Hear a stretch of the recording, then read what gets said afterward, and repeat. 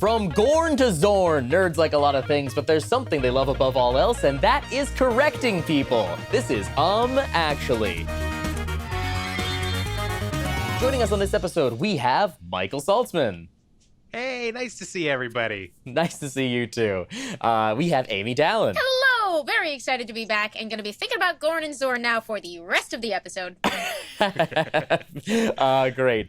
And we have Markiea McCarty. Yes, ready to flex my post-quarantine nerd brain. Let's see how this goes. Yeah, I've been working it out all quarantine. It's ready to show off. This is Actually. The game is very simple. I have here a stack of statements. These are incorrect statements about all kinds of nerdy things. It's up to these folks here to find what's wrong and correct me. All your corrections must be preceded with the phrase, actually. If you don't say it, I won't give you the point. And you can interrupt me whenever you want. If you hear what's wrong, just buzz on in there and tell me why I'm wrong. We'll get right to it. On Star Trek, Data may be a machine, but that doesn't mean he doesn't have family. Data has one android brother, Lore, and one human brother, Dr. Alton Inigo Soong, who first appeared in Picard. All three brothers are played by Brent Spiner. Saltzman, you've buzzed in. My Star Trek knowledge is abysmal, but I'm going to give it a shot. Okay, sure. Actually, Data isn't a machine. No, they've got like some other word for it. Oh, I mean, like I'm sure there are other words, but he is a machine. Yeah. Markiea. Actually, Dr. Soong is his father. There is a Dr. Soong who is his father, but there's also a Dr. Soong who is his brother. So okay. What you said is true, but what I've said is not untrue. Great guess. Amy. Actually, that's not a complete list of Data's family because, of course, he also had a daughter. You found what's wrong. That is not a complete list of Data's family. I don't know. Does he have a daughter? I believe he does, because that's one of the things that I was thinking as well, and I went with the father instead. My fact-checking instincts made me want to Google it. I did Google it, Saltzman, and he did become a daddy in season 3, episode 16. There's a famous sequence where he's sort of explaining that, like, you know, she may have to figure out which gender fits her that has ended up aging actually tremendously well over time. Wow. It's a really nice moment. Great. Well, Amy, you'll get the point for that. I was also going for that this is an incomplete list. What I had said that was wrong was that he has one android brother. In fact, he has 2 android brothers. There's Lore. He also has B4, who appears in Star Trek Nemesis and Picard. So there is a second android brother who is there. Nemesis! Okay. Yeah, but get into it. Come on. No, it's just like, it's like with the MCU, for instance, where it's like there's the MCU and then there's other things that like expand out to it, like Agents of S.H.I.E.L.D. and everything in Canonicity levels. Bringing in Picard. Yeah, like where does the canon begin and end, and what's going? Look, I get that that's a little fussy. The last thing I'll say about this is that the character of Dr. Alton Inigo Soong, Data's human brother, he was like sort of the model on which Data and Lore and I guess B4 were all based, which is like, it feels kind of fucked up if you have a kid to be like, it's like, oh, my child, I'm gonna build a better version of you out of machine parts over here. It's like, that's going to give you a complex, right? I mean, it goes way past middle child syndrome, let's say. Oh, for sure. Yeah, like what is the name of that syndrome? Just like, it's like, yeah, like we all been there. You know when your parents try to replace you with a better mechanical version of you? Rough. Amy will get that point, and we'll move on to our next statement here. In Octavia Butler's novella Bloodchild, humans have settled on a planet of insect-like aliens called Tlick, who use humans to incubate their eggs. The story is narrated by Gan, a young girl chosen before birth to carry the eggs of a Tlick named Tagatoi. Amy. Actually, I don't think that's the name of the novel. Is it? It is the name of the novella. It is Bloodchild. Yes, that's not what we're doing. Markiea. Yeah. Oh, it's been a long time since this one. Like we're talking, I don't know, middle school. I don't know. I'm actually the aliens weren't named that. That's not what we're going for. Nope. Gosh darn it. Saltzman, you want to take a stab Yeah, here? I'll take a stab at it. They're not technically eggs. That's not right, but I love it's definitely in the language of the show to be like, an egg isn't the right thing to call it. No, they are eggs. Okay. Good guess, but that's not it. We'll say no points for that one. What I was looking for is, I said the story is narrated by Gan, this young girl who was chosen.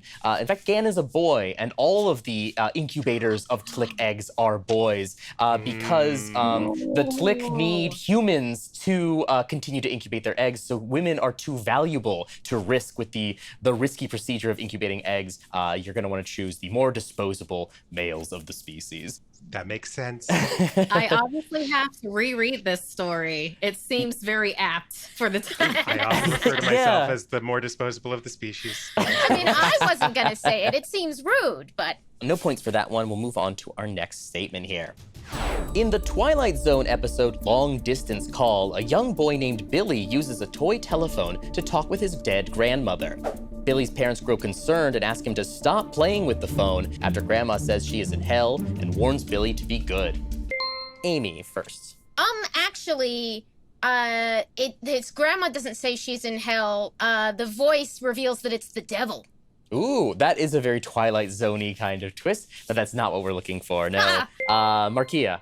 Actually, Grandma doesn't say don't be good. Grandma's been corrupted. She doesn't warn. You're half right. Let me hear what Saltzman has to say. If Saltzman gets it exactly right, I'll give him the point. Otherwise, I'll give you the point. I want to apologize beforehand if I steal this somehow, because I am wildly guessing here. Okay. Actually, the grandmother says she's in heaven, but tells the boy to do something really fucked up. Okay, you are not exactly right. You are equally half right as Markiea is. So I will give this one to Markiea.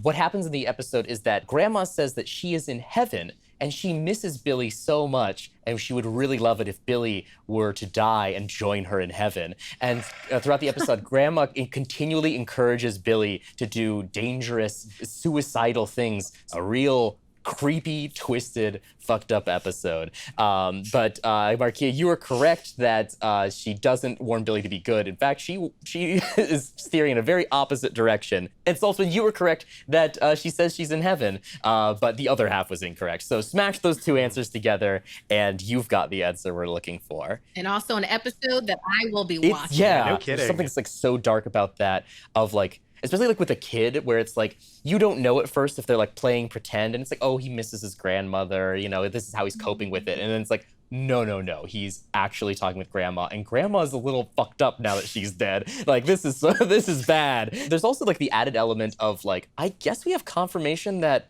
the afterlife is real. Like, that's going to affect your life one way or another. That issue that you just said is why I don't enjoy 99% of ghost stories. I have a huge problem with ghost stories because interesting. I feel like the minute you have an actual confirmation that the afterlife is real, your entire approach to the universe should be utterly different. And the idea that people would just like do life normally, but also know that the afterlife is definitively real is insane to me. Yeah, it's like we have to get this ghost out of our house. It's like, no, we need to give all our money to charity right now. Like, heaven is real, and we need to get right with God. like if this ghost is here, getting it out of the house is not our number one concern. We need to worry about our immortal soul right now.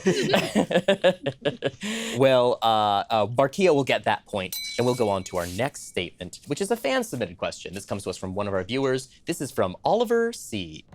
Some of the monsters of the week on Doctor Who may at first seem to be familiar mythological creatures before it's explained that they're actually aliens. Alien versions of these modern series monsters include minotaurs, sirens, doppelgangers, mummies, ghosts, vampires, werewolves, and witches.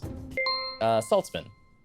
Actually, a mummy isn't a traditional mythological creature. It's like something from modern horror cinema and stories. No, that's not what we're going for. I mean, it's not something you would typically think of as an alien, is sort of the point. It's like a monster that has roots in our own sort of mythology. And seems a lot like you're avoiding giving me a point right now. And I am avoiding giving you a point. Markiea. Actually, I feel like out of that list, the werewolves were the ones that didn't end up being aliens. Like, Earth did that. I like your train of thought, but no, there were some alien werewolves on Doctor Who. Okay. Which raises all kinds of questions about how, like, moons work. If you're turning into a wolf the full moon, but you're not from this planet, like, what is going on? I don't know. We don't have time to get into that. We're going to go to Amy instead and see what she has to say. The werewolf episode was great, but I was going to say, actually, the sirens are named that, but it's a totally different space set story. It actually has nothing to do with the sirens that we think of on the ocean. That is not what we're going for. I don't know enough about the episode to confirm like exactly how much is borrowed from things, but that's not it. Markiea had the right train of thought, which is that these have all appeared, but one of them wasn't an alien, and that is specifically the doppelgangers were not aliens, but scientific constructs made out of programmable organic matter called flesh. So they weren't aliens; they were a weird sci-fi material that took Oliver C. Really good question. Oliver well C. Done. Well done, You get the my person. Markiea stamp of approval. Unfortunately, no points for that one, but a fun trip down memory lane with all these alien monsters. We will move on to our next question, which is our first shiny question of the game. Ooh. This is called Hear Me Roar. We're gonna play a sound for you that we want you to identify. We've got 6 of them. In this case, these are all birds. Birds from your favorite fictional properties. If you can identify the most birds, you will get the point. You can tell me either the bird or the media it's from. Either will be fine, although in most cases, if you know one, you'll know the other. Let's take a listen to our first bird. Beep, beep. Saltzman just barely beat out Amy there. That's Roadrunner, baby. That's the Roadrunner, of course it is. Let's take a listen to that second bird sound. Saltzman and Markiea both buzzed in, so Saltzman is first. That's the Mockingjay. That is the Mockingjay. But why is it singing the theme from Franco Zeffirelli's Romeo and Juliet? Well, look, it picks up on the sounds that it hears, and then it mimics them. So I guess someone was just listening to that a lot nearby. Let's take a listen to our third bird sound.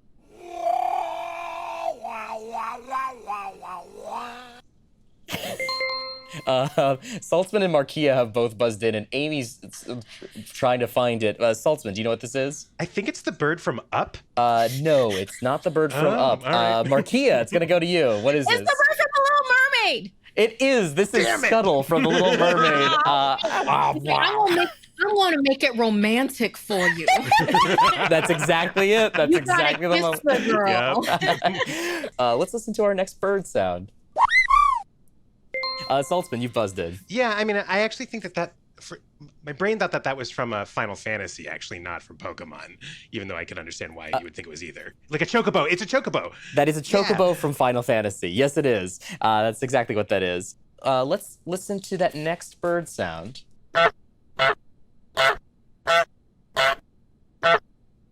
Markiea.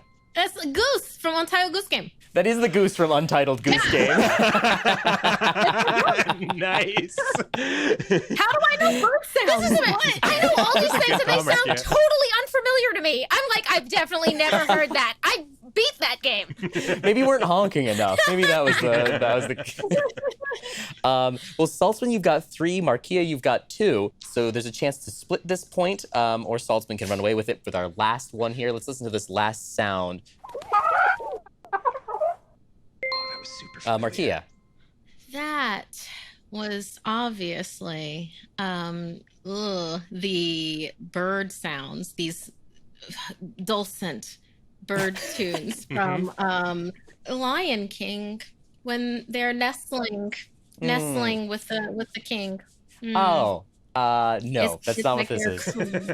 cool. Amy. Is it porgs? It is porgs. Those are porgs. You want to know why I knew that sound? Is because my daughter has a porg toy that makes that noise. And I was like, I've heard this in real life, and I don't know why. Is it a robin? Is it some bird I see every day? Some kind of sparrow or something? I want one more bird sound so Saltzman doesn't win this. Let's dig up another bird sound here. Amy, you got 1. Markiea, you got 2. Saltzman, you got 3. You'll get our bird song badge in the Nerd Boy Scouts, and you're going to get this point. Thank you. Here's our next statement. In the movie Species, scientists receive a message from extraterrestrials detailing the coding for alien DNA and instructions on how to splice it with human DNA. One of the splicing experiments produces a girl named Syl, who appears normal but is prone to violent outbursts. Syl remains captive until her 20th birthday, when she escapes and tries to find a mate. Saltzman. Actually, she does not appear normal at first. Like, pretty sure there's like very visibly alien things about her that like show up here and there. At first, she does have a fairly normal appearance. She seems to be just like, eventually, for sure, there's some weird ass shit. Yeah. But at first, it seems like, oh, okay, kind of just like very calm. Markiea. Actually, that 20th birthday, that's not a thing. Like, she's like, I'm ready to breed. This is a thing. If you're not going to do it, I'm getting out there and getting my own. That is correct. It's even though Syl appears to be in her 20s, it's not her 20th birthday. She's about 3 months old. Born sexy yesterday. Born sexy yesterday. Markia's right. That point will go to Markiea. 13-year-old Michael definitely like tried to sneak to see that movie and then watched it and was like, that was incredibly disappointing for me as a 13-year-old. I'm going to leave now. Species is for me one of the I call them the blockbuster poster movies where it's that like I have the image of the poster like in my mind just because like it was hanging up at my local movie store forever. A couple of like posters from a very specific time period. It's like Species, like Road to Wellville, Death Becomes Her. These like very like specific posters that are just like, oh, those are in my brain forever. Brazil was mine. Brazil. I just remember that poster for Brazil so well, yeah. That point goes to Markiea, and we'll move on to our next statement. In Mass Effect Andromeda, the Andromeda Initiative is a privately funded enterprise looking to establish a settlement in the Andromeda Galaxy and create a stable route back to the Milky Way. The initiative is composed of people representing the 5 races who have held Citadel Council seats: the Asari, the Krogan, the Solarian, the Turian, and humans. Saltzman has buzzed in. Actually, there's no intention of finding a path back to the Milky Way. They're just planning on settling there. That is incorrect. Really? There is part of the plan is that it's like oh, it's really hard to travel to the Andromeda Galaxy, but if we can get there and then build a sort of space road back, Like build a Mass we can Effect like relay? establish. Got it. All right. Yep. All right. Amy. Actually, the Krogan have never held a seat. That is correct. The Krogan have never held a council seat. I was trying to be so cool. I was trying to be so cool, like, oh, maybe Amy. Maybe everyone will There fuck was it a up. really good chance that was going to go badly because I haven't played Andromeda yet, but I am almost at the end of 3, so... They don't just not give them a seat. They make it so that they can't breed. They sterilize them. It's terrible. It's actually really upsetting. It's one of my favorite storylines from that game. I can't believe I didn't even think about it. I'm sorry, Krogan. I'm sorry, Rex. Honestly, I'm sorry to Rex specifically. Yeah. Assuming you kept him alive in your playthrough. Oh, extremely. Well, that point goes to Amy, and we will move on to our next statement. In the comic series The Wicked and the Divine, a group of 12 people manifest godlike powers every 90 years, but will die within 2 years of assuming their power. The series focuses on Laura Wilson, who becomes Persephone, the unexpected 13th member of the Pantheon. Amy's buzzed in. Actually, I feel like the numbers are wrong. It is an unexpected extra member, but it's the numbers that are wrong. Just because I'm having trouble parsing what you've said, can you be a little bit more specific? It's not always 12 and an unexpected 13th. It's a surprise that she's a member, but it's not one more quantity than there are supposed to be. That is correct. That is correct. Yeah. No. Legit, very hard to explain. Hard to even craft this question to be like how because you later find out, but it seems this way at first. But yes, you are correct. She's not the 13th member. One of the Pantheon members is an imposter, basically. Mm-hmm. So there are still and to explain how and why that is would take far too long. Please read it. Please read the book. Please read it. Please read it. If you're curious how that is the case, just read The Wicked and the Divine. It's a good birthday gift to give to people, like just that first issue to get people involved in it. It's like Monster Hunter. First volumes of comics is like a very good gift because it's kind of like, here, the first one's free, you know? It's like, my gift to you isn't really the thing. It's the joy of going down a rabbit hole for a couple months after this, you know? It's like, here you go. I know that you'll enjoy this. Welcome to my drug. Yeah, exactly. Amy nailed that one. And that brings us to our second shiny question. This is a game we call Brand Awareness. I'm going to show you a logo and ask you to identify the property that it's from. Whoever can get the most will get the point. Let's take a look at our first logo. Markiea. I'm going to go with Pal from Mitchell's versus the Machines. Ooh, That's a good guess. no, it is not. I mean, it reminded me of it. Yeah. Saltzman. I buzzed in accidentally, but I'm just going to go ahead and take a guess. I'm going to say Assassin's Creed. This is a company from Assassin's Creed. It is not Assassin's Creed, no. Didn't really think so.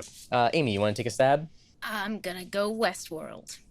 It's not Westworld, no, but an interesting guess. We'll say none for that one. This is the company Amaya from the show Devs. I don't know if you've seen, if you've delved into Devs yet. Worth a check out if you're looking for a new piece of sci-fi. Let's take a look at our next one. What is this from? Oh. Markiea. Is this Horizon Zero Dawn? It is not. No, it is not. That was a Gosh good darn guess. it. It looks so like it. Yeah, it looks like a so bullseye. like It looks like, yeah, it's got a vibe. Ah. I get it. It's I not want what we're to I want to shoot it with my arrow. That so could have been the Project Horizon logo. That was a good guess. Amy. Is this from The Expanse? That was literally my guess. No.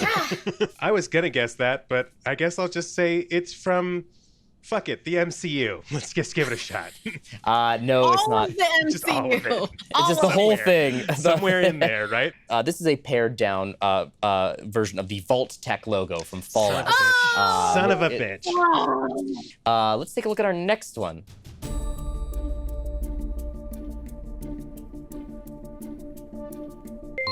Markiea.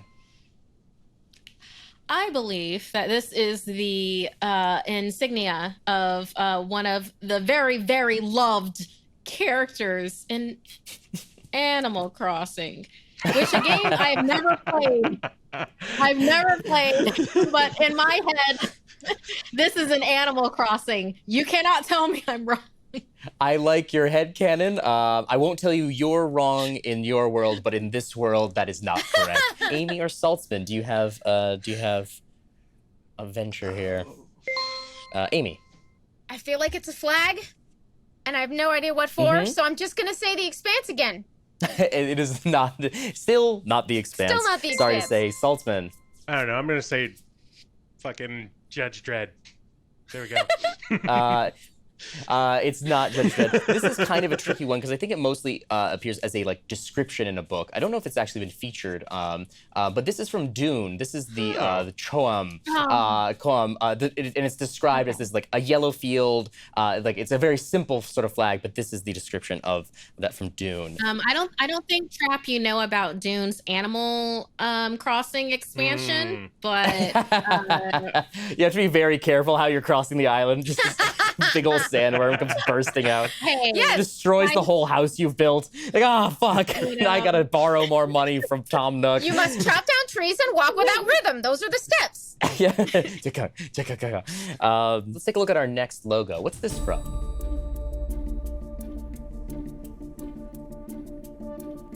Markiea. I will die on all the hills. Cyberpunk? I'm no. naming video games that I have bought and have not played yet. No, it's not Cyberpunk. Yeah. Amy. I'm going Minority Report. Oh, interesting. It's not Minority Report, but I see where you're going with that. It's got an eye. They can see you. It's got an eye kind of thing going on. Yeah. Saltzman. I'm going to go for a batshit wild guess and say the movie Virtuosity. No. The answer is much stupider than anything that you've guessed. This is Dr. Evil's company from Austin Powers, Virtucon. How dare you? And also, well done. Well, no points yet, so it's still anyone's game. We've got 2 more logos left. Let's take a look at that next logo. What is this from?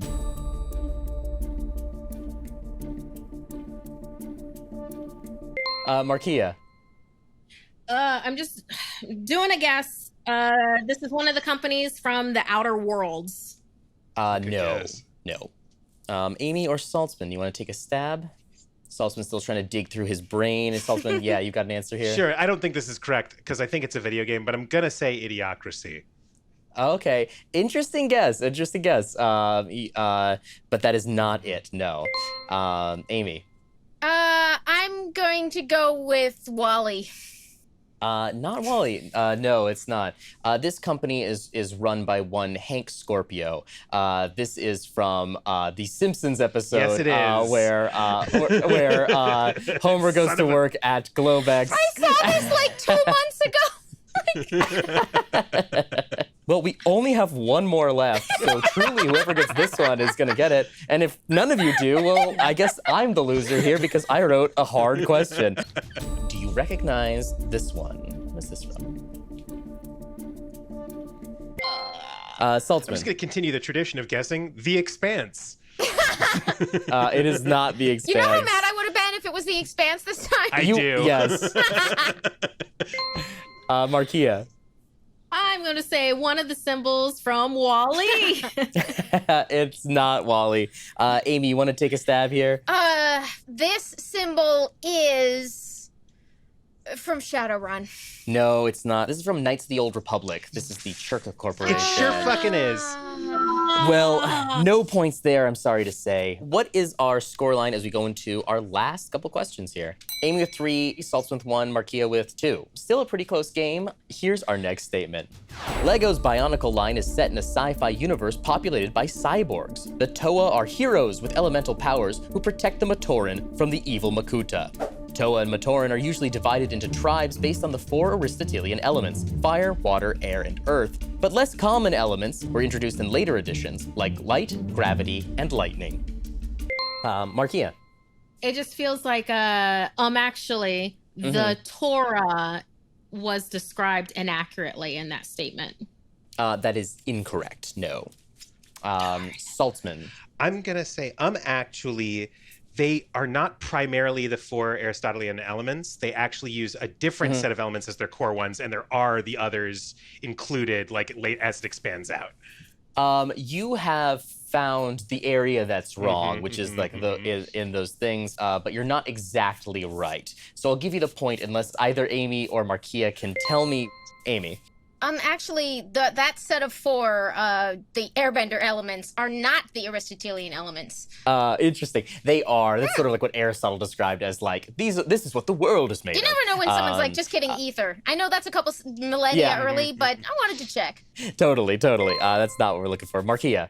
Actually, after the elements added additionally, light is not accurate in those elements. A good guess, especially because there's light and lightning, which feels like, what is the distinction here? But that is accurate. That's not what we're I don't know, looking Trapped, for. you get electrocuted by sunshine? What do you mean, what's the distinction? I get burned by sunshine. All right. We'll give that point to Saltzman. So it wasn't that the 4 were just completely different things. Those 4 are there, but there were 2 additional ones at the beginning. Those were stone and ice, which again feels kind of like bullshit to me. If we've watched Avatar, you know, stone's just a part of earth, ice is just a part of water. These are just subsets of these existing elements, and to separate them out, I mean, what are we doing here? Come on.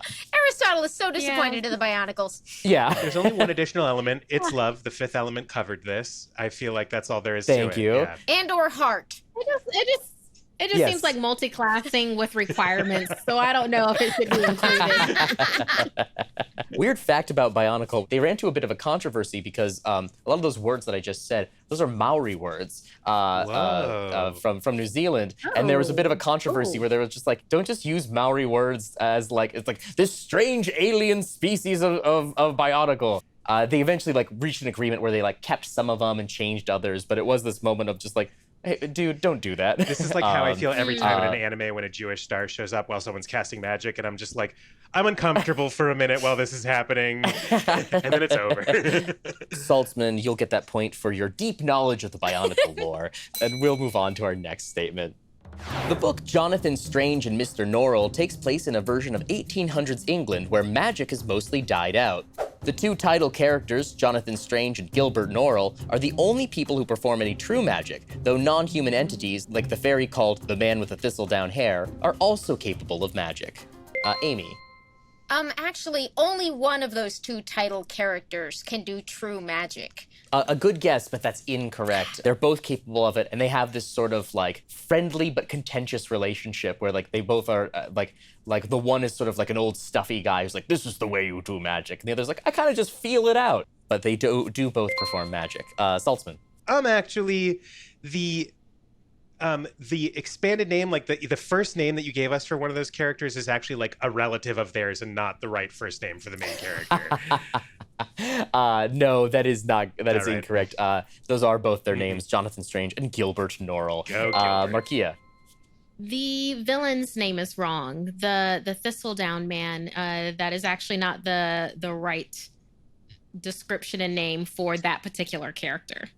That is incorrect. I'm actually- The answer I was looking for there.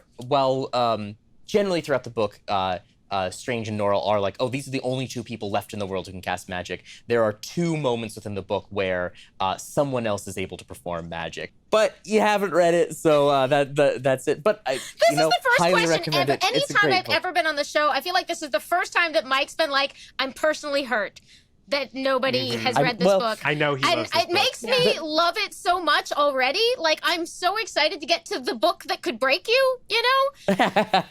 Well, the thing is, Yeah. I think the thing is that like where probably most of my nerddom comes is from books, and it's hard to write questions about them because it's less in the like general public discourse than movies are. And there's so many books, like you can't guarantee that people have talked about it. But this one is just so very good. But we'll move on to our next question, which is a shiny question, our last shiny question of the game. And this is a game called Needs More Pixels. We've taken an iconic image from film or TV, but we have pixelated it to the point of unrecognizability. Or have we? Can you recognize it? If you think you can, go ahead and take your guess, but look out, you only get one. If you prefer to pass, we'll get one level clearer. Let's take a look at this image.